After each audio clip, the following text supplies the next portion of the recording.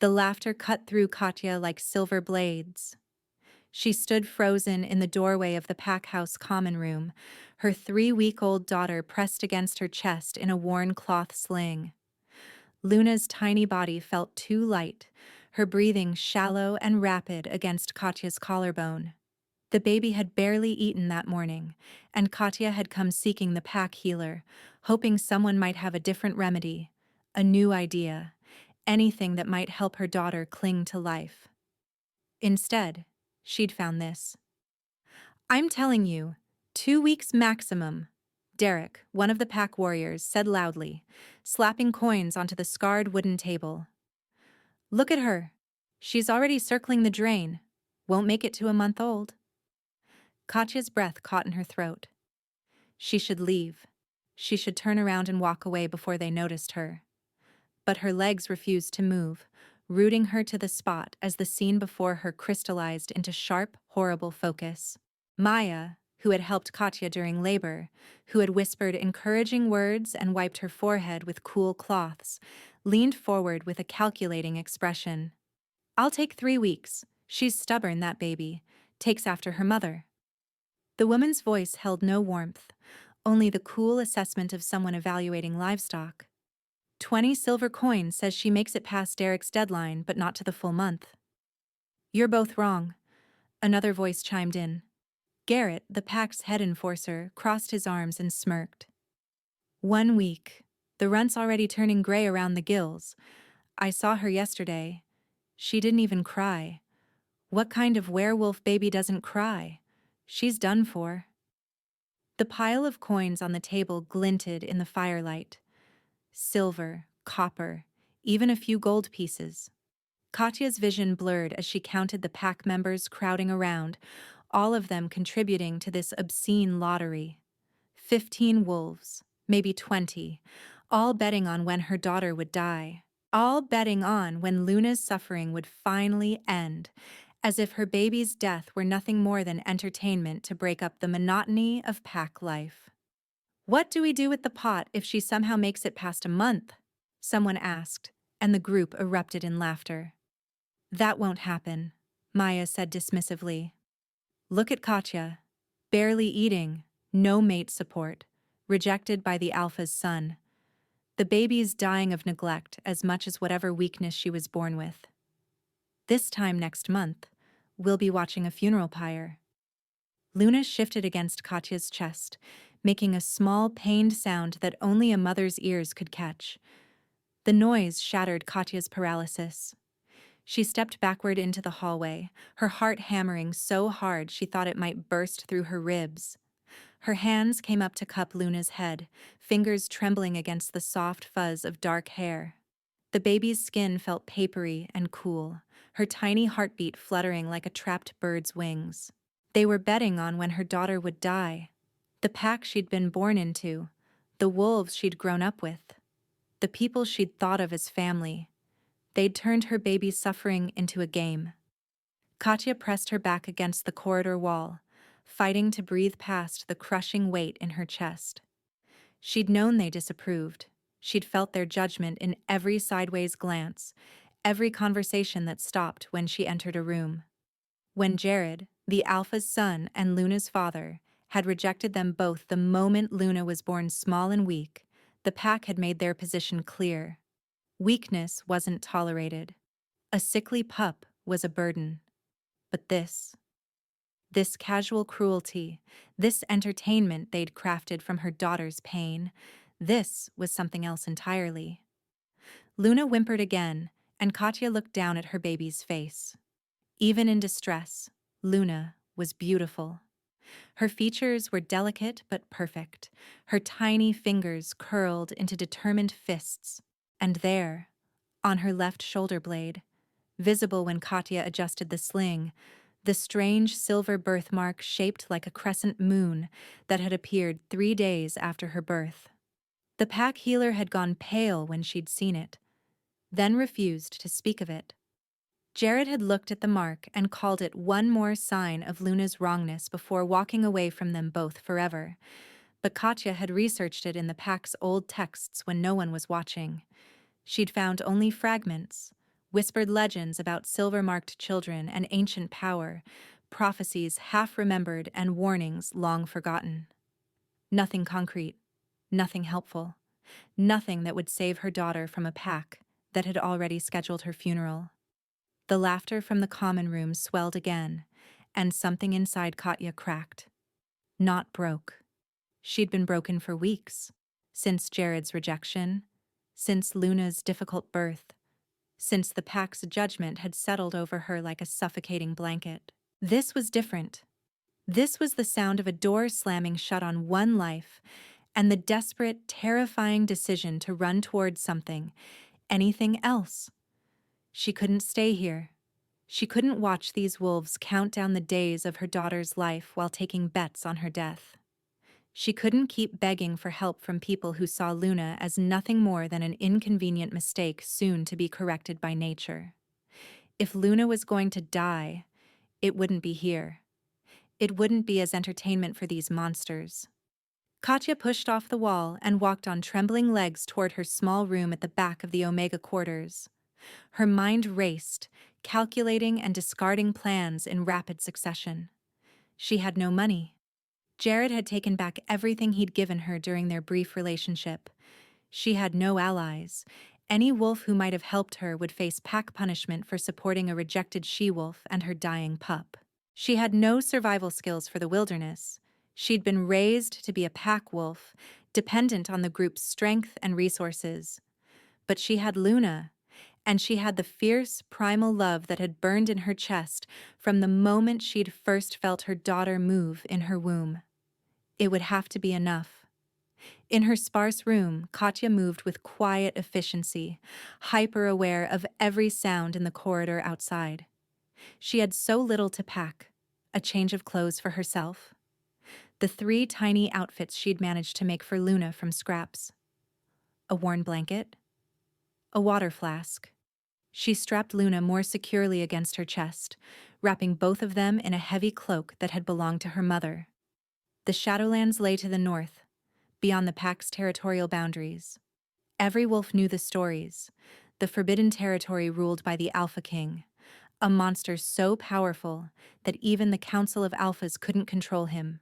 Declan Blackwood, they called him, though most wolves whispered the name like a curse.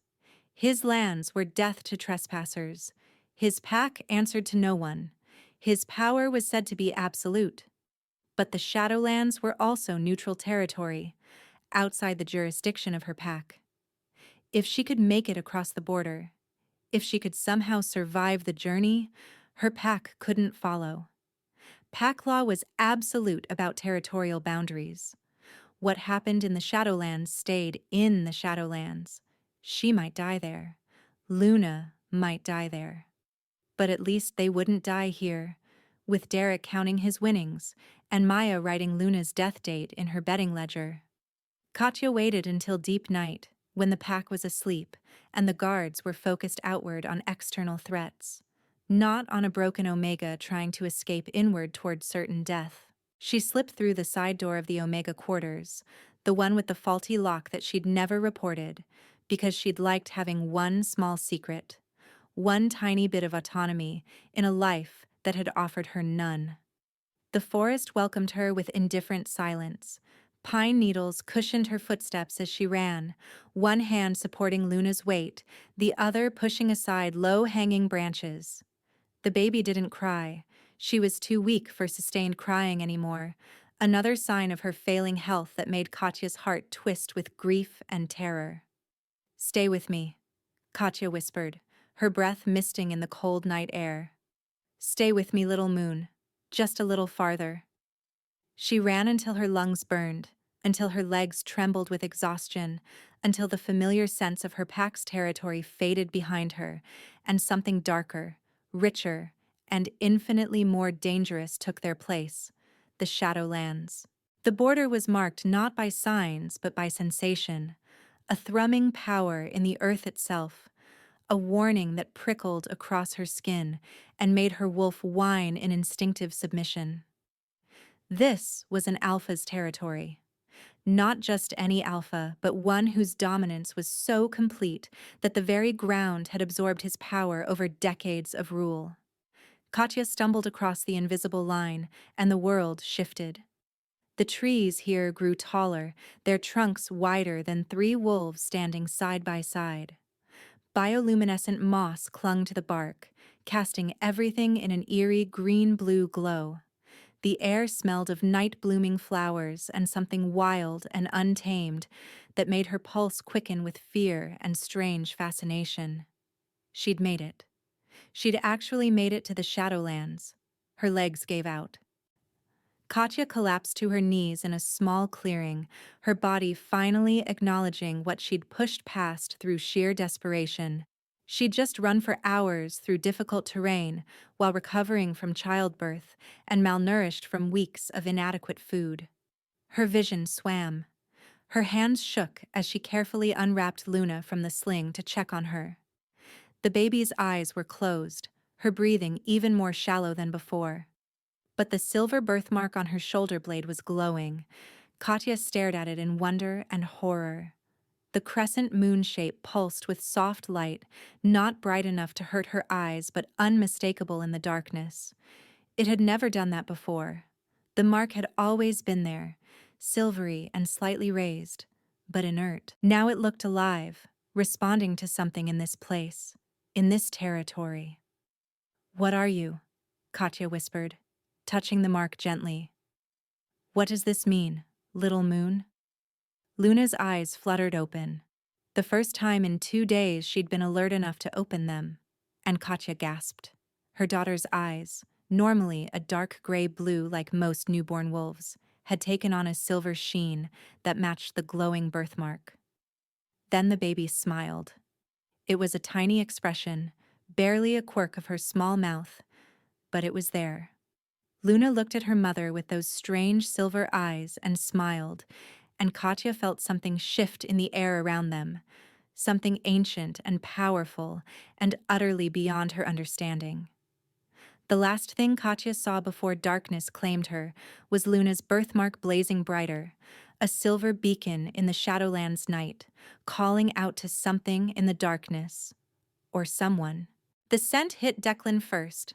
Blood, exhaustion, and underneath it all, the unmistakable fragrance of honeysuckle and wild roses that made his wolf surge forward with sudden, violent need.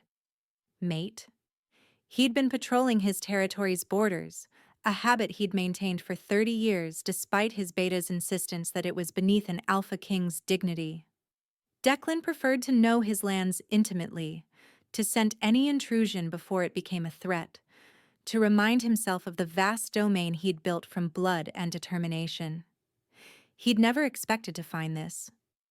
A she-wolf lay collapsed at the border's edge, her body curled protectively around a bundle clutched to her chest.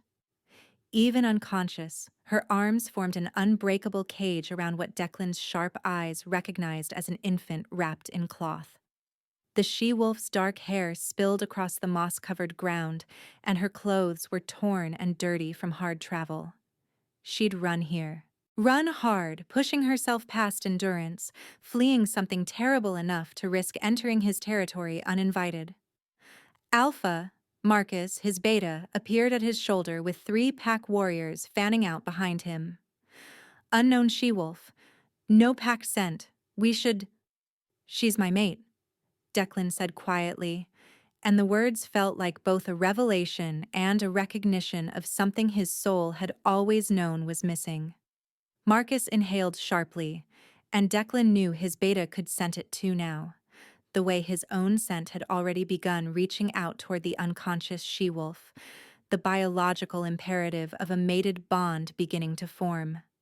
After 300 years of existence, after giving up hope of ever finding his true mate, she'd literally collapsed on his doorstep, with a dying child in her arms. Declan moved closer, his wolf demanding he touch her, verify she was real, claim what was his. But he forced himself to maintain control, to assess the situation with the strategic mind that had kept him alive and in power for centuries. The she-wolf was severely malnourished, her cheeks hollow and her exposed wrists too thin. Dried blood marked a cut on her forehead. Her lips were cracked from dehydration. But beneath the signs of suffering, she was beautiful. Fine-boned and delicate, with the kind of ethereal grace that would make other she-wolves jealous and males stupid with desire, and she was holding a baby that smelled of sickness and death. Declan carefully pulled back the cloth wrapping and his breath caught. The infant was tiny, far too small even accounting for newborn size. Her skin had a grayish pallor that spoke of organ failure, and her breathing was barely perceptible. She was dying. Maybe days away, maybe hours. No healer in any pack would waste resources on a pup this far gone.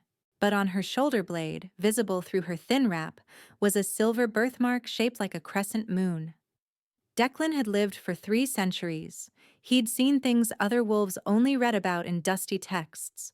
He'd fought in wars before the Council of Alphas was formed, had witnessed the rise and fall of powerful bloodlines, had studied ancient lore that modern wolves dismissed as myth.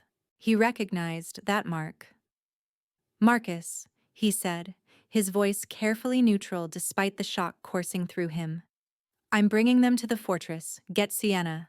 Tell her to prepare for a critical patient, infant, multiple organ systems failing. Tell her to use any resources necessary." "Alpha, the child is clearly too far gone," Marcus protested gently. "Our healer's time would be better spent on pack members who can actually survive, and the she-wolf is an unknown. We don't know what she's running from, or what trouble she might bring." "She's my mate," Declan repeated, putting steel into his voice. "That makes her your Luna Queen, whether she knows it yet or not. And the child?" He looked again at that silver mark, at the way it seemed to pulse with faint light, even as the baby's life force guttered like a candle in a storm. "The child is under my protection. Anyone who questions that can challenge me directly." Marcus bowed his head immediately. "Of course. Alpha, forgive me." Declan carefully lifted the she-wolf into his arms, cradling her and the infant against his chest. She weighed almost nothing, and fury burned through him at the evidence of prolonged neglect. His mate had been starving, had been suffering, while he'd been here in his fortress unaware of her existence. No more. The she-wolf stirred slightly as he began walking, her arms tightening around her baby even in unconsciousness, and Declan felt his wolf settle with satisfaction. Protective of her young. Strong enough to run into the Shadowlands rather than accept defeat. Brave enough to risk a territory famous for killing trespassers. She was worthy of being his mate. Now he just had to save her and her dying child before he lost them both. Consciousness returned slowly, dragging Katya up through layers of confused dreams and medicated fog. She became aware of sensations first. Softness beneath her body, unlike anything she'd felt before. Warmth surrounding her. The absence of pain that had become her constant companion. Then memory crashed back, and she jolted upright with a gasp. "Luna." "Easy," a female voice said from somewhere to her right. "Your daughter is stable. She's sleeping in the bassinet right next to you." Katya's head whipped around, and she found a woman sitting in an elegant chair beside what Katya belatedly realized was an enormous bed. The woman had silver-streaked red hair and kind eyes, and she wore the practical clothing of a healer. Behind her, in a beautifully carved wooden bassinet lined with soft furs, Luna slept peacefully. More peacefully than Katya had seen in weeks. "Where am I?" Katya demanded, though her voice came out hoarse and weak. She tried to swing her legs off the bed, to reach Luna, but dizziness made her sway. "You're in the Shadowlands fortress," the woman said calmly. "My name is Sienna. I'm the pack healer.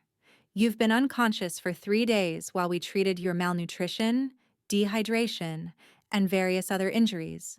Your daughter has been under constant care." 3 days.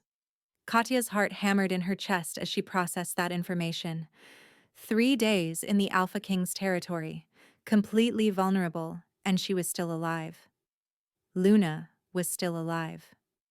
My baby, Katya whispered, finally managing to lean over and look into the bassinet.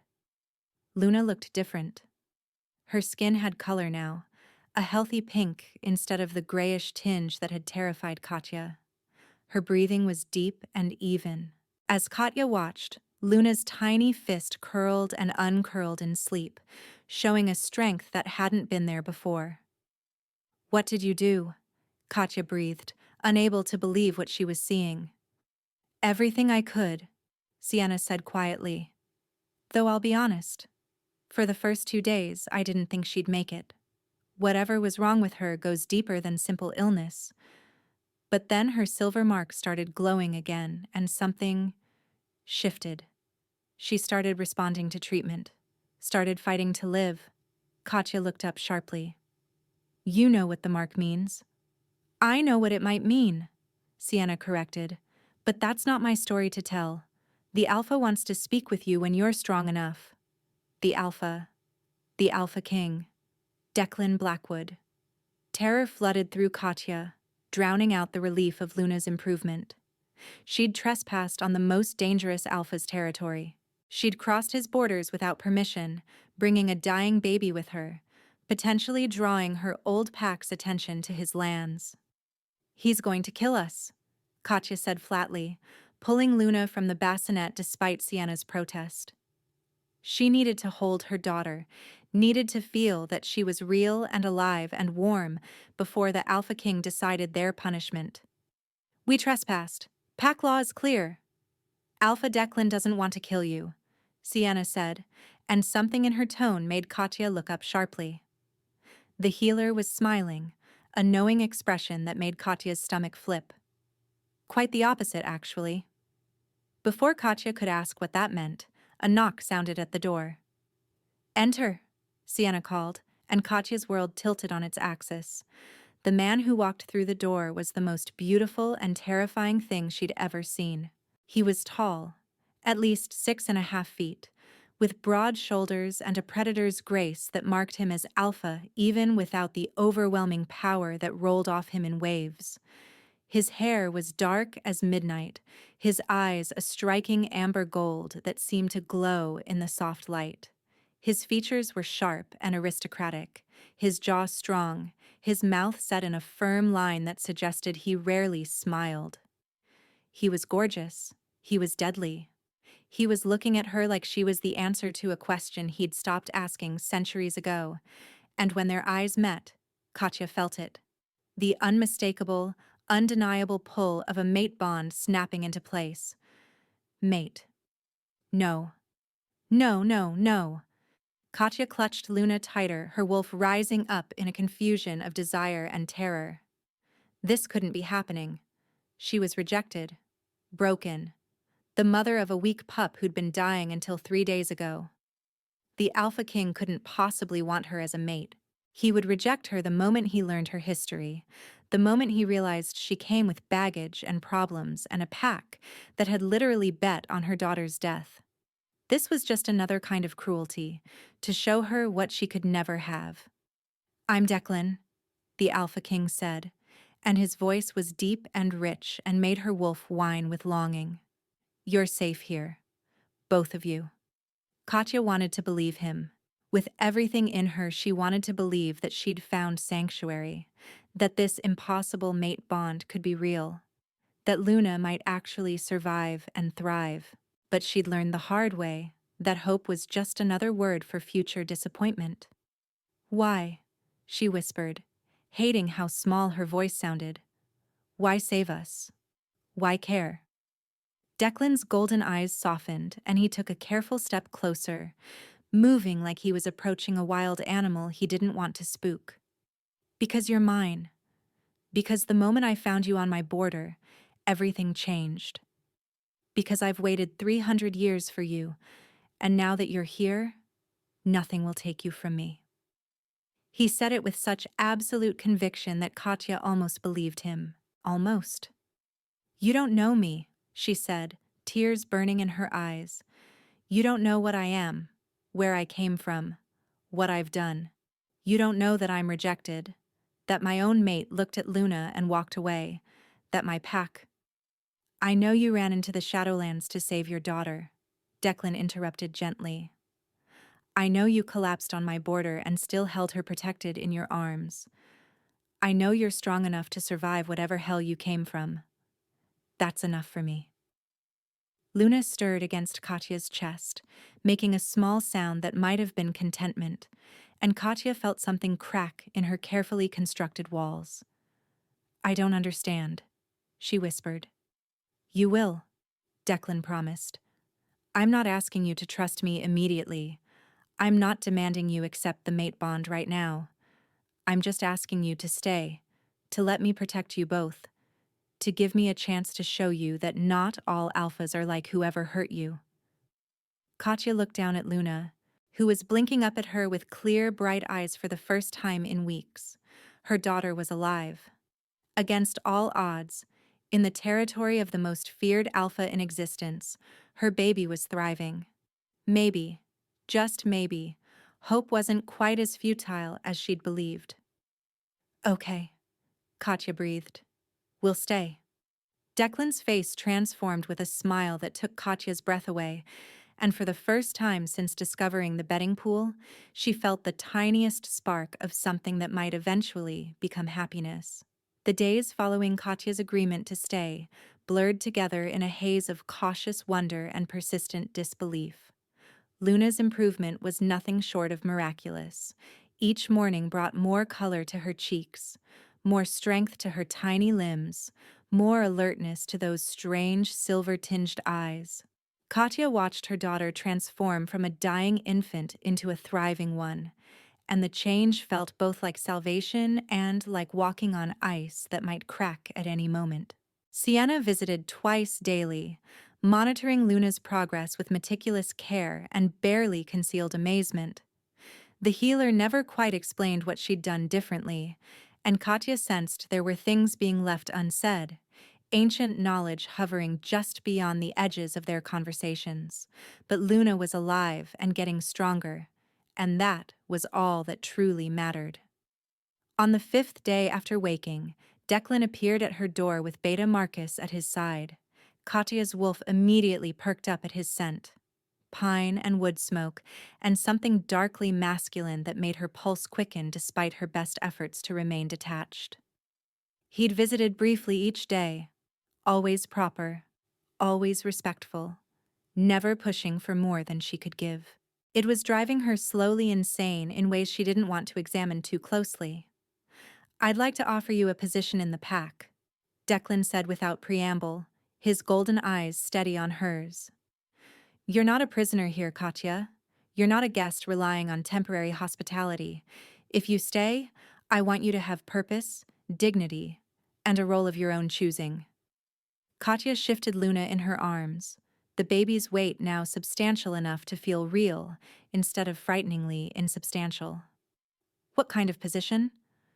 Whatever suits your skills, Declan replied. Sienna mentioned you've been asking questions about healing herbs. You could train as an assistant healer. Or, if you prefer something else.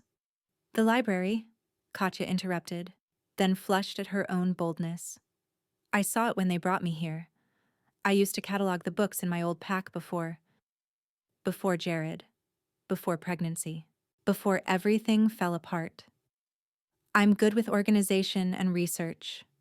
Something warm flashed in Declan's eyes. The library is yours then. Marcus will provide you with whatever resources you need. Living quarters, stipend, access to all pack facilities. Why? The question escaped before Katya could stop it. Why give me so much when you barely know me? Declan stepped closer, and Katya's breath caught at the intensity of his gaze. Because you deserve it. Because my pack takes care of its own. And because— He paused, seeming to weigh his words carefully. Because I want you to choose to stay. Not because you have nowhere else to go, but because this becomes home. The mate bond hummed between them, a living thing that grew stronger each day. Katya felt its pull like gravity, drawing her toward this powerful male who looked at her like she mattered, like she was precious, like Luna's existence was a gift, rather than a burden. It terrified her how badly she wanted to believe it could be real. "Okay," she whispered. "Thank you." Declan's rare smile transformed his stern features, and Katya's wolf preened with satisfaction at having pleased their mate. The thought was immediately followed by a spike of fear. She couldn't let herself fall into this fantasy. History had taught her that hope was just another word for inevitable disappointment. But as Declan left and Katya looked down at Luna's thriving face, she wondered if maybe, just this once, the universe might surprise her. The library became Katya's sanctuary. Vast and ancient, it sprawled across an entire wing of the fortress, with floor-to-ceiling shelves carved from dark wood and windows that let in pools of golden afternoon light. The previous librarian had passed away years ago, and the collection had fallen into benign neglect. Books out of order, cataloging system outdated, rare texts mixed carelessly with common volumes. Katya threw herself into the work with desperate focus. Luna slept peacefully in a padded basket near Katya's desk, and the baby's presence made the enormous space feel less intimidating. The pack members who ventured in treated Katya with polite deference that she suspected came from Declan's influence rather than her own merit, but she was grateful for it nonetheless. She'd been working for 3 hours when she sensed him before she heard him, that distinctive tingle of awareness that announced Declan's proximity. Katya looked up from the stack of texts she was sorting to find him standing in the doorway, a small wooden box in his hands. "I'm not interrupting?" he asked, his deep voice sending shivers down her spine. "No, Katya gestured at the organized chaos surrounding her. "I was just cataloging the section on pack histories." Declan moved into the room with that predator's grace that marked him as alpha, and Katya's wolf responded with a confusing mix of submission and desire. He set the box on her desk, and Katya caught the scent of cedar and something sweet. "For Luna," Declan said, and there was almost shyness in his tone. "Sienna mentioned she's outgrowing her first blankets." Katya opened the box with trembling fingers. Inside lay 3 beautifully crafted baby blankets in soft wool, each dyed in rich jewel tones and embroidered with delicate patterns. The craftsmanship was exquisite. These weren't utilitarian items but treasured gifts that had clearly been commissioned with care. "They're beautiful," Katya breathed, running her fingers over the intricate stitching. "You didn't have to." "I wanted to," Declan interrupted gently. He moved closer, looking down at sleeping Luna with an expression of such tenderness that Katya's heart clenched. "She's thriving. I've never seen Sienna so proud of a recovery." "Thanks to you," Katya said quietly. "If you hadn't found us, if you hadn't ordered her treatment." "You saved her," Declan corrected, his golden eyes finding hers. "You ran into the Shadowlands to give her a chance. You're the reason she's alive, Katya. Everything else is just support." The way he looked at her made Katya feel like maybe she wasn't broken after all. Like maybe the rejection and the cruelty and the betting pool hadn't destroyed the parts of her worth loving. It was intoxicating and terrifying in equal measure. "Stay," Declan said suddenly, and Katya realized she'd been edging toward the defensive posture she'd learned in her old pack. Shoulders hunched, eyes down, making herself small. "Please. I won't hurt you. Either of you." "I know," Katya whispered, and she was surprised to realize she meant it. In the weeks since waking here, Declan had been nothing but patient and respectful, giving her space while making his interest clear. "I'm just not used to kindness?" Declan's voice held an edge of anger that Katya instinctively knew wasn't directed at her. "Whoever your old pack was, however they treated you, it was wrong, Katya. You and Luna deserve so much more." Tears burned in Katya's eyes, and she blinked them back furiously. She couldn't afford to break down. Not here. Not in front of the Alpha King who'd somehow become her mate, and her salvation in one impossible package. "Thank you for the blankets," she managed. Luna will love them. Declan nodded slowly, respecting the deflection even as his eyes promised this conversation wasn't over. I'll see you at dinner? It had become a routine, Declan appearing at her quarters each evening with food far better than anything she'd eaten in her old pack, sitting with her while she ate, playing with Luna while Katya showered or rested. He never pushed for physical contact beyond the occasional brush of fingers, never demanded anything she wasn't ready to give. He was wooing her, Katya realized. The most powerful alpha in existence was courting her like she was something precious. Yes, Katya said, and was rewarded with another of those rare, beautiful smiles. After he left, she lifted Luna from the basket and wrapped her in one of the new blankets. The baby cooed happily, her tiny fist catching in Katya's hair, and the silver birthmark on her shoulder blade pulsed with soft light. "What are we doing, little moon?" Katya whispered. "Am I crazy to hope this could work?" Luna just smiled up at her with those knowing silver eyes, and Katya wondered if her daughter somehow understood more than any 3-week-old should. The fortress was abuzz with gossip by the end of the second week. Katya heard the whispers when she walked through the corridors, saw the speculative looks from pack members when Declan appeared at the library each afternoon, with some small gift or transparent excuse to check on her. "The alpha never visits anyone like this," a young she-wolf murmured to her companion as Katya passed them in the hallway, Luna strapped against her chest in a new sling Declan had commissioned. Not even his previous lovers. "Do you think it's true? That she's his mate?" "Must be. Why else would he waste resources on a dying pup from another pack?" Katya's jaw clenched, but she kept walking. Luna wasn't dying anymore, and that was all that mattered.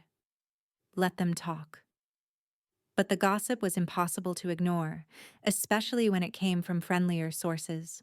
Sienna cornered her in the library on the 15th day, medical bag in hand for Luna's daily examination. "The whole pack is taking bets on when Declan will officially claim you," the healer said cheerfully as she checked Luna's heartbeat and reflexes. "Smart money is on the full moon next week." Katya's stomach flipped. We haven't. It's not like that." "Really?" Sienna's eyebrow arched knowingly. "Because I've known Declan for 80 years, and I've never seen him like this. The gifts, the visits, the way he looks at you like you're the only thing in the room worth seeing. That's not how the Alpha King treats casual acquaintances, Katya." "He's just being kind," Katya protested weakly. "He's being a male who's found his mate and is trying very hard not to scare her off," Sienna corrected. "And from what I can see, it's working. You light up like a full moon when he walks in the room." Did she? Katya tried to remember her reactions to Declan's visits, and flushed when she realized Sienna was probably right. The anticipation she felt each afternoon waiting for him to appear, the way her heart raced at his scent, the disappointment on the rare occasions when pack business kept him away. Those weren't the feelings of someone maintaining emotional distance. "I can't," Katya whispered, clutching Luna closer. "I can't let myself hope. Not again." When Jared looked at Luna and walked away, "Declan isn't Jared," Sienna interrupted firmly, "and Luna isn't weak. She never was. She was transforming, preparing for something none of us fully understand yet. That silver mark?" The healer's expression grew serious. "There are prophecies, Katya. Old legends about silver-marked children and the power they carry. If Luna is what I think she is, she's not a burden. She's a blessing." Before Katya could respond, Luna's birthmark flared with light, and the baby laughed. A sound of pure joy that made both women gasp. Luna had been making small noises for days, but this was her first real laugh, and it was accompanied by that strange silver glow that seemed to respond to moments of strong emotion. "See?" Sienna said softly. "Magic recognizes magic. Your daughter knows she's safe here, Katya. Maybe it's time you let yourself believe it too." That evening, Declan arrived at her quarters with dinner and a new toy for Luna. A carved wooden rattle with wolves etched into the handle. Katya watched him settle on the floor with her daughter, shaking the rattle gently and grinning when Luna grabbed for it with increasingly coordinated movements. "She's getting so strong," Declan murmured, and there was wonder in his voice. "Look at her grip." "Sienna says she's ahead of normal development now," Katya admitted, sitting beside him on the plush rug. "Making up for lost time, maybe. Or showing what she was always meant to be," Declan suggested. His golden eyes found hers, intense and searching. "Katya, there are things about Luna's mark that you should know. Things that might explain why your old pack treated you both the way they did." Fear spiked through Katya's chest. "What things?" Declan hesitated, clearly weighing his words. "The silver crescent mark. It's rare, but not unheard of in very ancient bloodlines.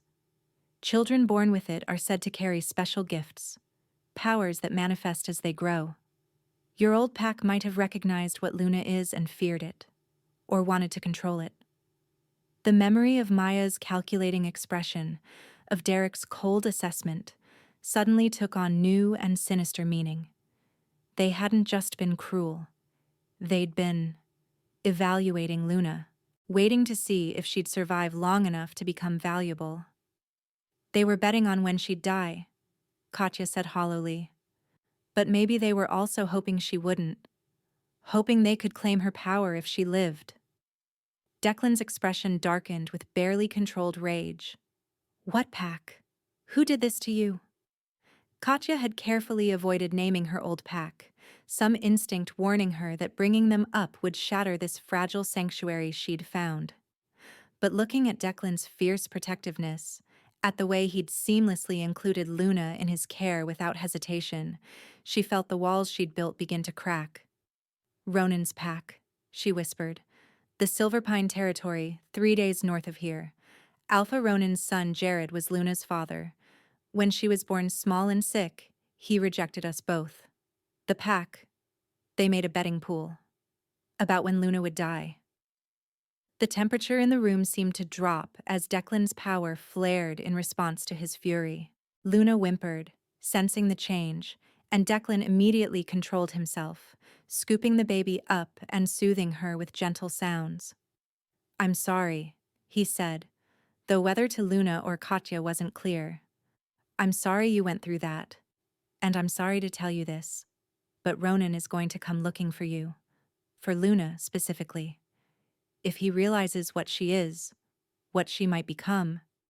"He already knows," Katya interrupted, her voice shaking. "The silver mark appeared 3 days after she was born. The pack healer saw it and went pale. That's when everything got worse, when the betting pool started. They thought she'd die before the power manifested. But if she didn't, they wanted to control her," Declan finished grimly. "Use her gifts for their pack's benefit." "Can we stop him?" Katya asked desperately. "If he comes here—" "I'll kill anyone who tries to take you from me," Declan said with absolute conviction. "Both of you. You're mine now, Katya. Mine to protect. Mine to defend. No one touches my mate or her daughter." The possessiveness in his voice should have frightened her, but instead it sent a thrill of security through Katya's body. This was what a real mate looked like. Not Jared's casual cruelty, not her pack's collective indifference, but Declan's fierce, unwavering commitment to their safety. "I'm scared," Katya admitted. "I'm scared to trust this. To trust you. To believe Luna and I could actually be safe and happy here." Declan shifted Luna to one arm and reached out with his free hand, giving Katya time to pull away if she wanted. When she didn't, he cupped her cheek with heartbreaking gentleness.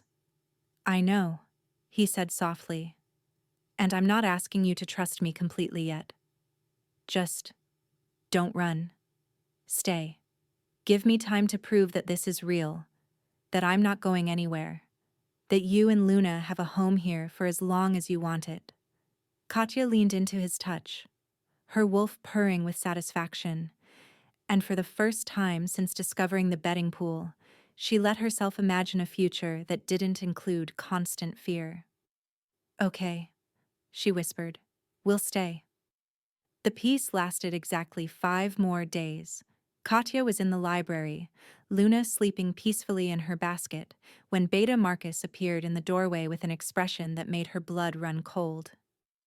Your former alpha is at the gates, Marcus said without preamble. Ronan. He's demanding your return and claiming you stole pack property. His eyes flicked to sleeping Luna. He means the baby. Katya's world tilted.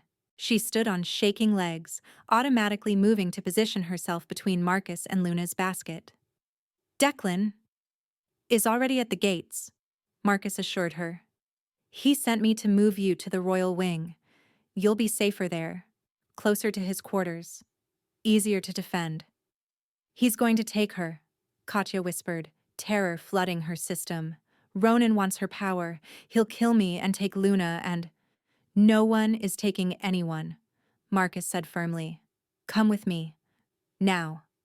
Katya gathered Luna with trembling hands, and the baby's birthmark immediately began glowing in response to her mother's distress. They followed Marcus through a series of corridors Katya had never seen before, moving deeper into the fortress's protected heart, until they reached a wing so heavily guarded that Katya counted 6 warriors just in the immediate hallway. Marcus ushered her into a suite that made her previous quarters look plain by comparison. Rich tapestries covered the walls, a massive bed dominated one corner, and floor-to-ceiling windows overlooked the fortress's inner gardens. But what caught Katya's attention was the connecting door, clearly leading to an adjoining suite. The Alpha's chambers, Marcus confirmed, following her gaze. He wants you close.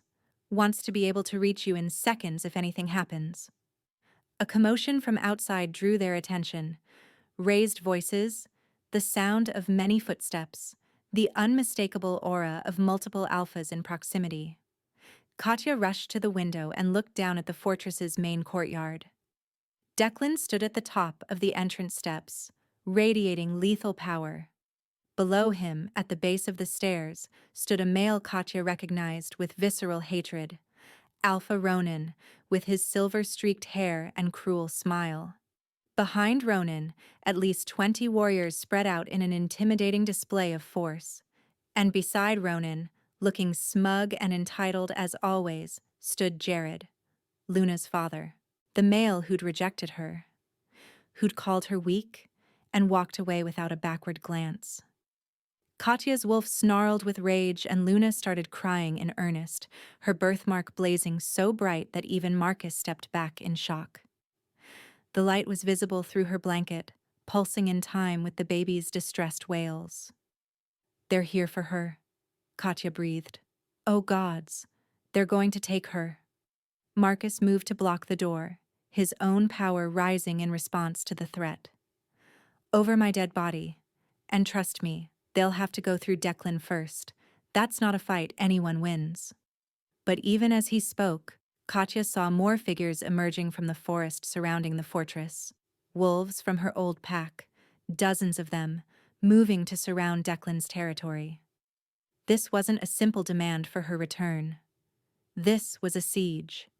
And at the center of it all, her baby's father stood grinning up at the fortress like he'd already won.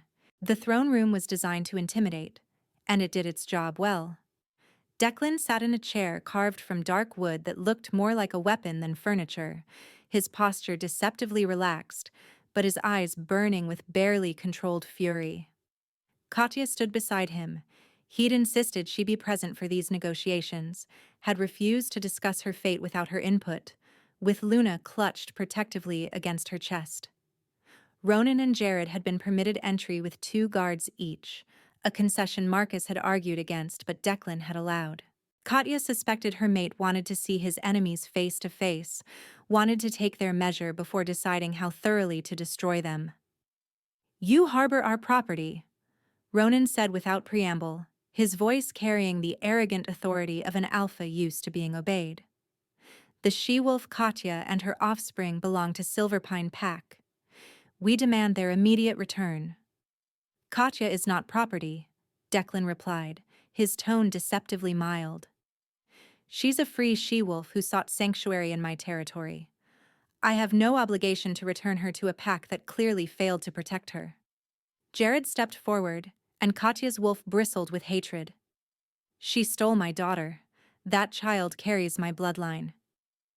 You rejected them both, Katya interrupted, her voice shaking but clear. You looked at Luna, called her weak, and walked away. You have no claim on her.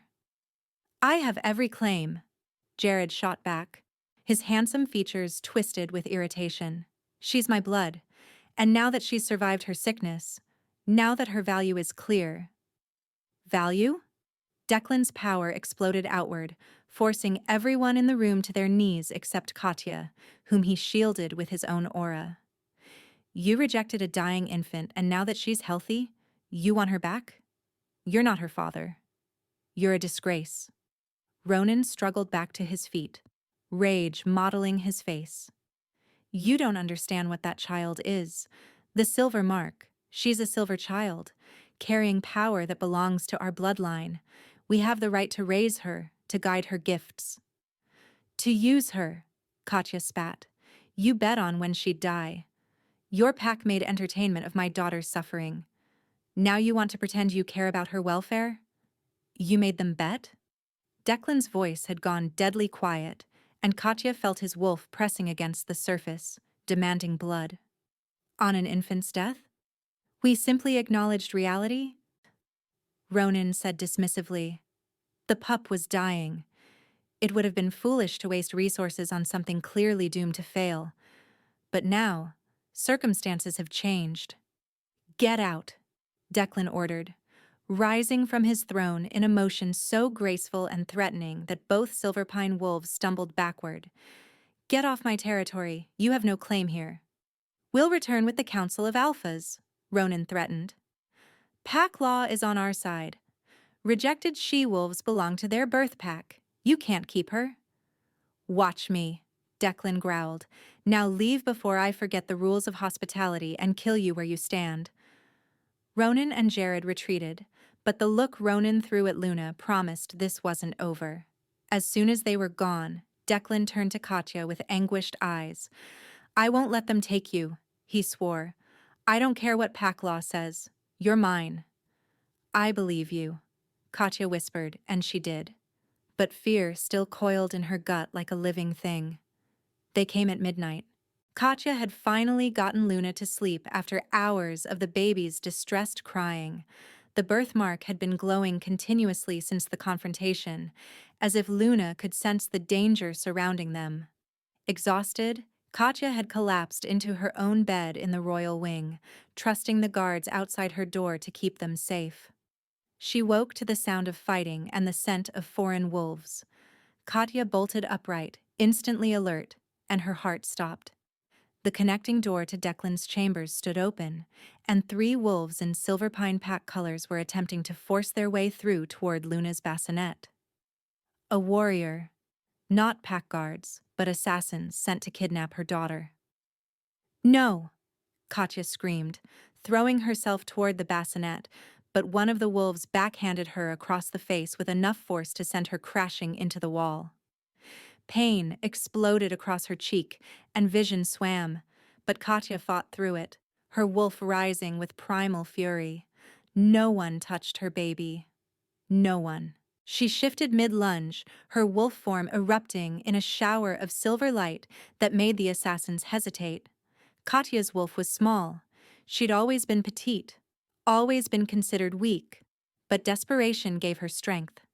She went for the throat of the nearest attacker, teeth sinking into flesh, determined to die protecting her daughter if necessary. Then Declan was there. He moved like death itself, his massive black wolf form appearing through the connecting door with a roar that shook the room. He ripped the first assassin away from Katya with jaws that crushed bone, tossed the body aside like garbage, and lunged for the second. The third assassin tried to grab Luna's bassinet, but Declan was faster. He shifted back to human form mid-leap, snapped the wolf's neck with his bare hands, and kicked the body away from Luna's sleeping form. The baby hadn't even woken up. Luna slept peacefully through the violence, her silver birthmark glowing steadily, as if protected by something beyond any of them. Katya shifted back to human form, bleeding from the cut on her cheek, and stumbled to the bassinet. Luna was safe, untouched. Perfect. Are you hurt? Declan demanded, his hands already running over Katya's body, checking for injuries beyond the obvious facial wound. Did they touch you? Did they? I'm fine, Katya gasped, though her legs were trembling so badly she could barely stand. Luna's fine. You stopped them. Declan pulled her against his chest, careful not to jostle Luna between them, and Katya felt the violent trembling in his muscles, rage and fear and relief all mixed together. I'm so sorry. I had guards everywhere, protocols in place. They must have infiltrated days ago, hidden among the fortress staff. You saved us, Katya interrupted, looking up at him with tears streaming down her face. Declan, you saved us. Always, he swore, golden eyes blazing with promise and fury. I'll always save you, both of you, no matter what it costs. And looking into his face, seeing the absolute conviction there, Katya finally let herself believe that maybe, just maybe, she'd found the mate who would never betray her. But the attack had brought a terrible realization with it. As long as Ronan wanted Luna, nowhere was truly safe. The danger wouldn't end until Declan forced it to end, and wars between packs destroyed everything in their path. The Council of Alphas had given Declan 3 days to comply with their ruling, 3 days to surrender Katya and Luna back to Silverpine Pack, or face a united assault from 5 allied territories that would crush even his legendary defenses through sheer numbers. For those 3 days, Declan played the role of obedient ruler. He attended council meetings with perfect composure, his face an emotionless mask as they detailed the terms of Katya's transfer. He nodded at appropriate moments, asked procedural questions, signed preliminary documents with steady hands. To all external observers, the Alpha King had accepted defeat with unexpected grace, but Marcus knew better. The scouts report back within the hour, the Beta said quietly, entering Declan's private war room where maps of Silverpine territory covered every surface. Red marks indicated guard positions, patrol routes, weaknesses in their defensive perimeter. We'll have exact confirmation of where they're holding her. Declan's hands were braced on the central table, his knuckles white with the force of his grip. 3 days since the council had dragged Katya away while she screamed his name. 3 days since they'd ripped Luna from her arms and bundled both of them into a reinforced transport.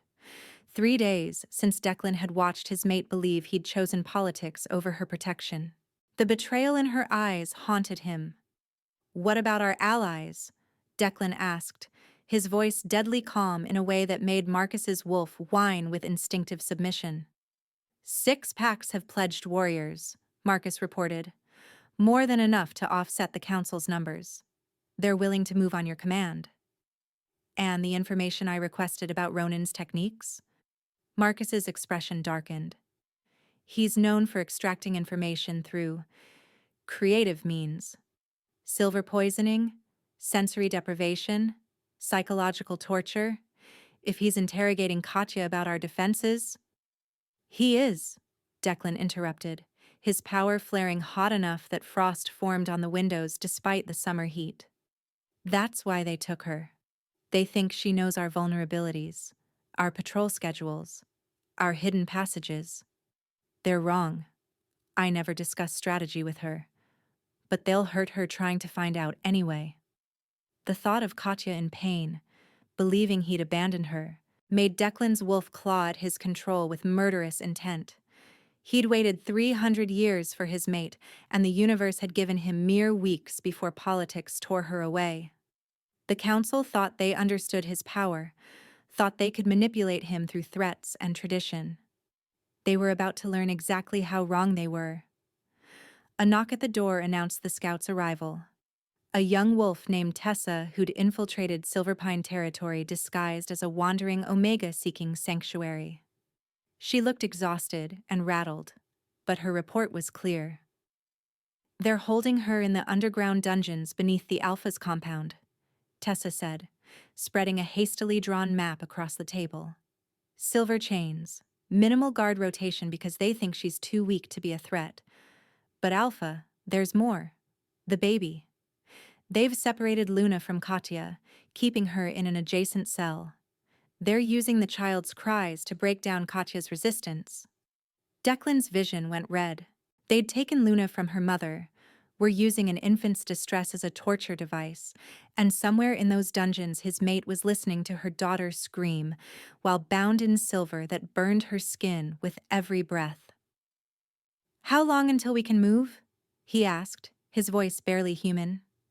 "Full dark. 2 hours," Marcus replied. "We strike fast. Elite warriors only, 20 of our best.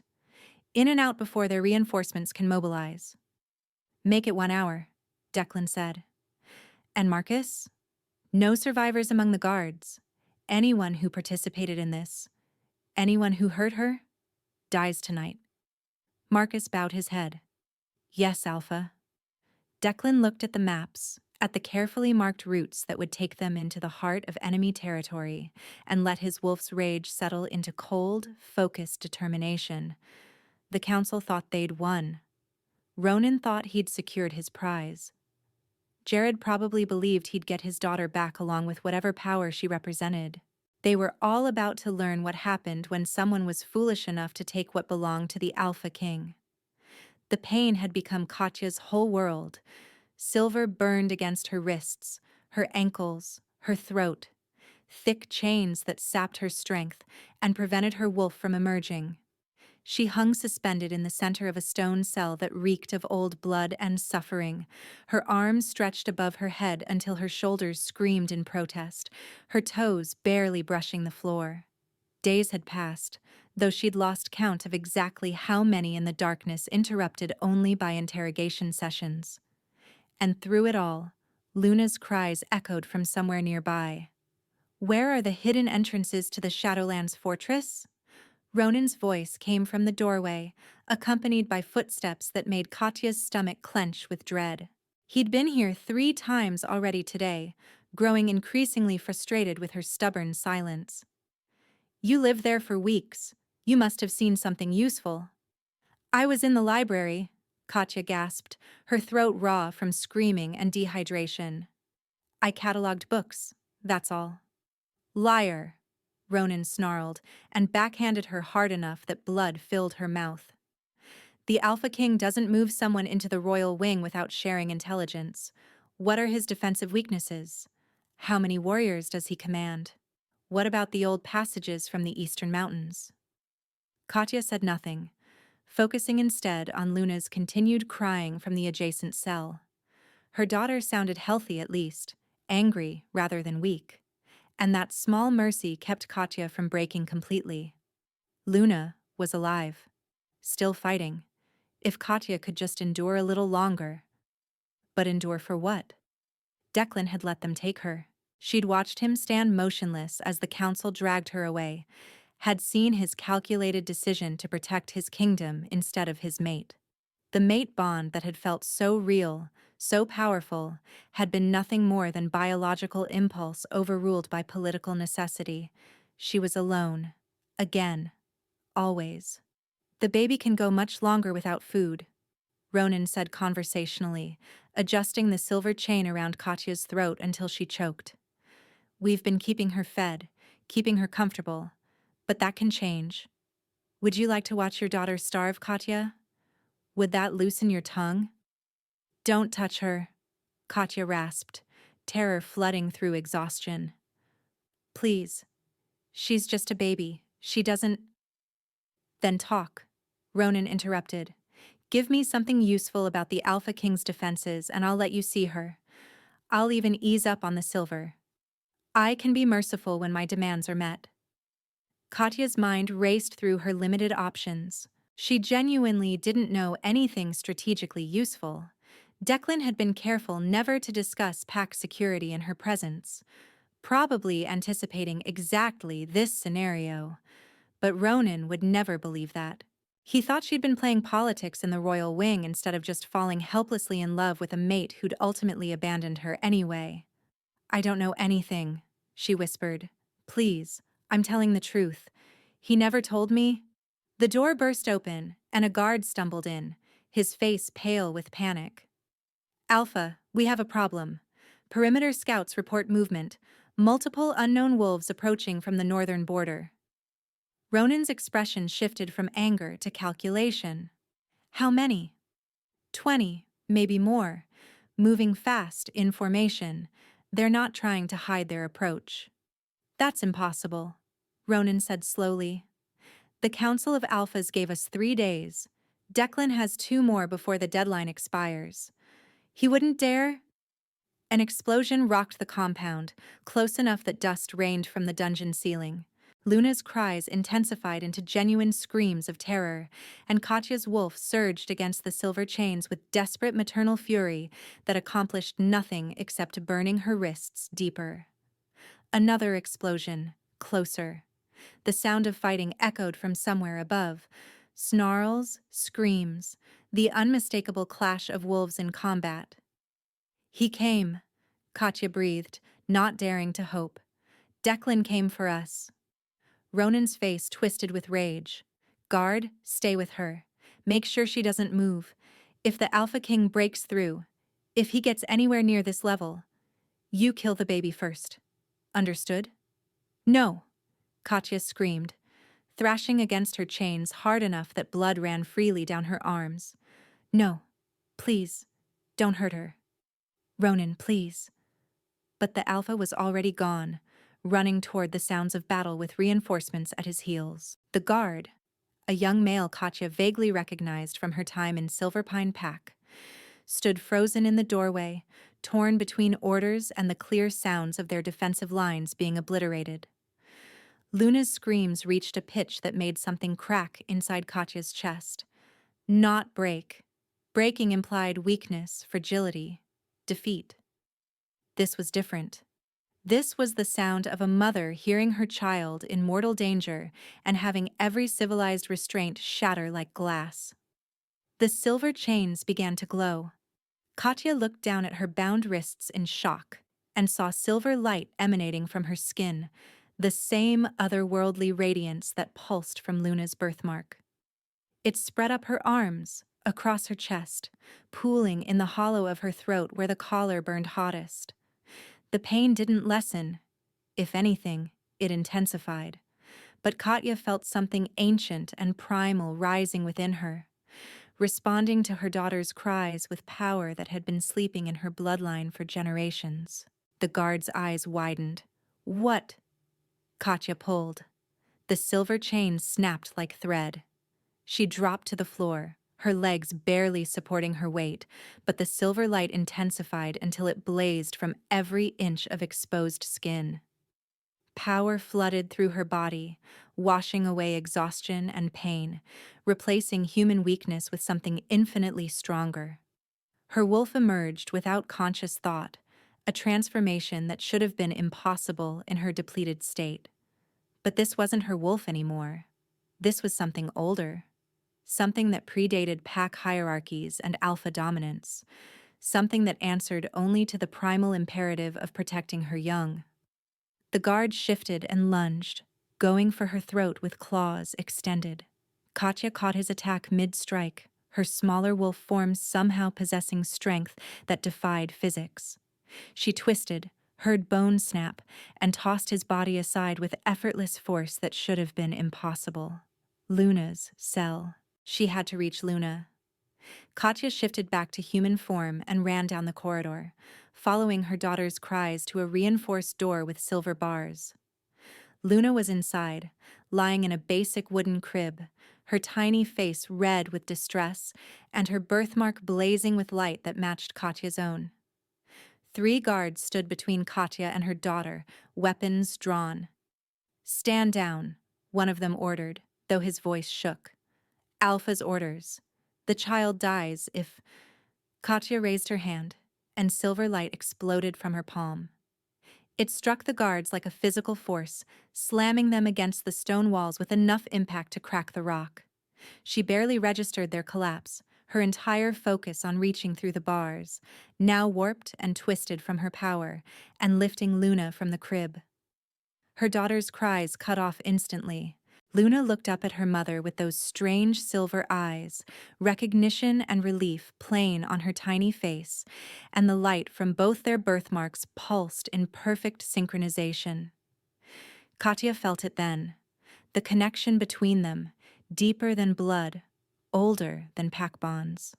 Luna's power was hers, or hers was Luna's, or maybe there had never been a separation at all, just a mother and daughter carrying the same ancient gift. "I've got you," Katya whispered, cradling Luna against her chest.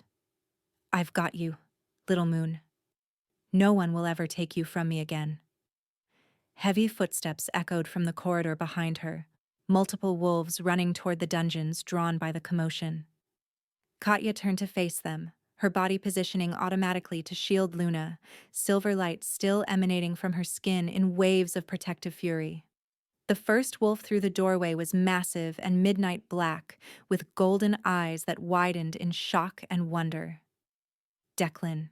He shifted mid-stride, his human form appearing in the corridor covered in blood that clearly wasn't his own, his expression fierce with battle rage that softened instantly when he saw her. Behind him, Marcus and a squad of elite warriors fanned out in defensive positions, their weapons still drawn against the remaining Silverpine guards who'd retreated to the far end of the corridor. "Katya!"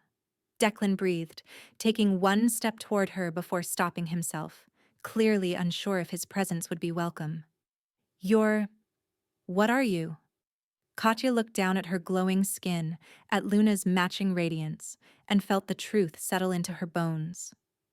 "I'm hers. She's mine. We're the same. We've always been the same." "Silver wolves," Marcus whispered, awe thick in his voice. "Both of them. I've never seen—" The legends didn't mention it could be inherited, passed from mother to child. Another explosion rocked the compound above them, followed by triumphant howls that Katya recognized as Declan's warriors claiming victory. The battle was over. Silverpine Pack was defeated. But more wolves would come. Reinforcements, council members, alphas who'd heard about the power Luna represented and wanted it for themselves. "Can you fight?" Declan asked Katya, his tone carefully neutral despite the possessive hunger burning in his eyes. He wanted to claim her, she realized, wanted to pull her against his chest and never let go. But he was waiting for permission, waiting for her to choose him after he'd seemingly abandoned her. "I don't know," Katya admitted. "This power, it's new. I don't understand how to control it." "Then let me protect you while you learn," Declan said, and finally closed the distance between them. His hand came up to cup her face with heartbreaking gentleness, his thumb brushing across a bruise on her cheekbone. "I'm sorry. I'm so sorry you thought I'd abandon you. Everything was calculated. Gathering allies, learning your location, planning the extraction. I would never choose politics over you, Katya. Never." The mate bond hummed between them, stronger now than it had been before, amplified by her newly awakened power. Katya leaned into his touch, forgiveness coming easier than she'd expected.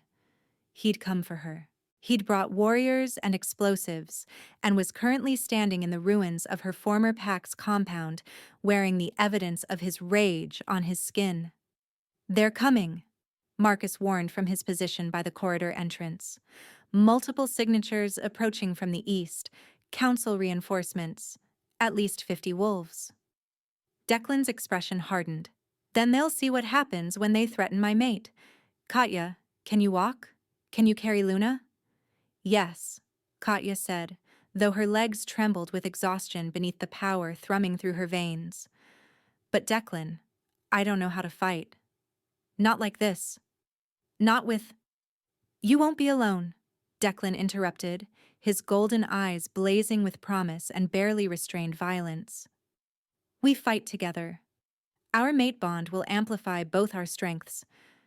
Trust me?" Katya looked at her daughter, peaceful now in her arms despite the chaos surrounding them. Looked at Declan, who'd waged war against 5 packs to reach her. Looked at the silver light still pulsing from her skin, power that had slept dormant until her child needed protection. Always, she whispered. The enemy reinforcements hit them before they reached the surface. Katya stood in the compound's main courtyard with Luna strapped securely against her chest in a sling Marcus had fashioned from torn cloth, watching 50 wolves spread out in a semicircle that blocked all exits.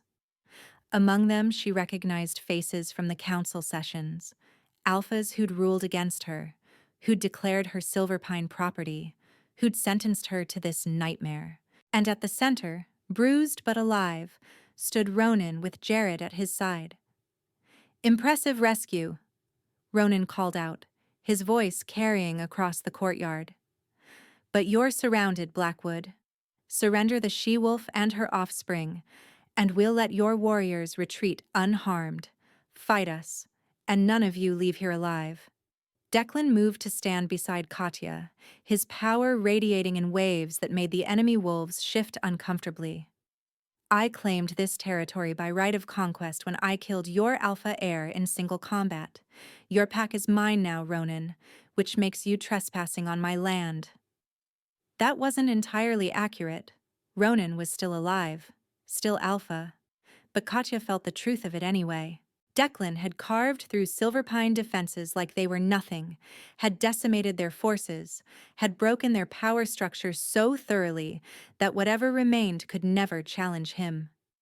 "The Council doesn't recognize conquest claims anymore," one of the other alphas shouted. "Modern pack law requires formal challenges, proper procedures." "Then challenge me," Declan snarled, his wolf bleeding into his voice until it echoed with inhuman harmonics. "Any of you, all of you, I'll fight every alpha here in single combat and add your territories to my kingdom. Or you can walk away and pretend this never happened." The enemy wolves hesitated, torn between orders and self-preservation. Even outnumbering Declan's forces 2-1, none of them wanted to face the Alpha King in direct combat. His reputation was legend for a reason. Then Jared, stupid with entitlement and desperation, shifted and lunged. He went for Luna with claws extended and murder in his eyes, probably calculating that killing the child would eliminate the threat her power represented. He never made it within 5 feet. Katya raised her hand, and silver light exploded from her palm with enough force to catch Jared mid-leap and slam him into the ground hard enough to crack stone. He tried to rise, and she hit him again, her power responding to maternal fury with devastating precision. This was Luna's father, the male who'd rejected her daughter, who'd let his pack bet on when she'd die. "Never," Katya snarled, advancing on his prone form. "You will never touch her, never speak her name, never breathe the same air if I can prevent it." She felt Declan's power join hers, his massive strength merging with her silver light in a phenomenon that made the air itself shimmer. Where their powers touched, something new emerged. Darkness and light swirling together, amplifying each other, creating a combined force that made every wolf in the courtyard drop to their knees in instinctive submission. "Eclipse Bond," Marcus breathed from somewhere behind them, wonder and terror mixing in his voice. "The ancient texts. When an Alpha King bonds with a silver wolf." The enemy reinforcements tried to rise, tried to attack, and Katya and Declan struck as one. His physical strength paired with her mystical power created devastation that was surgical in its precision, disabling, dominating, but not killing. They didn't need to kill. Their combined presence was enough to break any resistance, to shatter any challenge before it formed. Within minutes, the battle was over. 50 enemy wolves lay prone in the courtyard, their submission absolute, while Katya and Declan stood victorious at the center of power that made the ancient fortress stones glow with reflected light. "The child!" One of the council alphas gasped, his face pressed against the ground in submission. "We didn't understand. If she inherits Silver Wolf power, If both mother and daughter carry the gift, then you'll leave them alone. Declan finished coldly. You'll recognize Katya as my mate and queen. You'll acknowledge Luna as under my protection. And you'll pray I'm feeling merciful enough not to challenge every one of you for your territories. Yes, Alpha King, the wolves chorused, their resistance completely broken. Declan turned to Katya, his expression softening despite the blood and battle rage still evident on his features. Are you hurt? Is Luna? We're fine, Katya interrupted, and reached up to cup his face with her free hand. The silver light pulsed between them, warm and welcoming instead of burning. Better than fine, we're home. Yes, Declan agreed, and pulled her close, careful not to jostle Luna between them. You are, both of you, forever. Before all the assembled packs, with enemies prostrate at their feet and allies watching in awe, Declan Blackwood claimed Katya as his mate. His bite was gentle despite his wolf's urgency, marking her throat with the permanent brand that declared her his queen. Katya returned the bite with equal reverence, tasting his power and her own where they merged in her veins, sealing a bond that would make their names legend for generations. Luna cooed happily against her mother's chest, her silver birthmark glowing in contentment, and Katya finally understood what her daughter had always represented. Not weakness or burden or curse, but the beginning of their salvation.